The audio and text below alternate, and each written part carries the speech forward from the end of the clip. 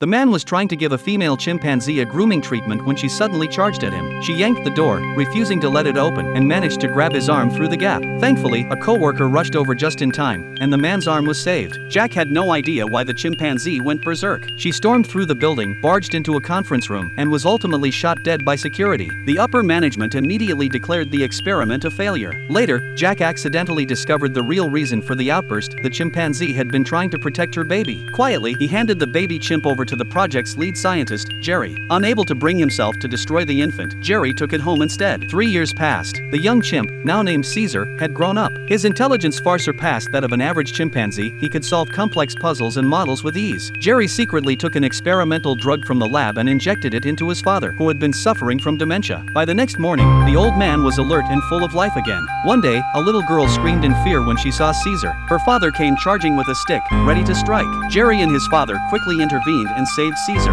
That's when they noticed a wound on Caesar's leg. Jerry took him to an animal clinic where Maya, the vet, suggested they take Caesar to the forest for a while. Caesar loved the feeling of being surrounded by trees and nature. 5 years later, Caesar had become a full-grown ape, but he began questioning his place in the world. Was he just a pet, like a dog? Jerry had always treated him like a son, though. One day, Jerry brought him to the entrance of the lab and told him everything, where he came from and what made him different from other apes. Meanwhile, Jerry's father's condition began to worsen again. His immune system had developed antibodies against the drug, and the dementia returned quickly. One day, in a confused state, the old man wandered out of the house, found an unlocked car, and started pressing buttons and gears. He ended up crashing into cars parked in front and behind. A neighbor came over, furious, and began roughing up the elderly man. Caesar rushed in, tackled the neighbor, and in a moment of rage, bit him. The neighbors immediately called the police. Animal control officers showed up and forcefully captured Caesar, locking him up in an animal shelter. Jerry returned to the genetics company and convinced the higher-ups to restart research on a new version of the dementia drug. They administered the improved virus to a chimpanzee, but it triggered a severe reaction. Jack,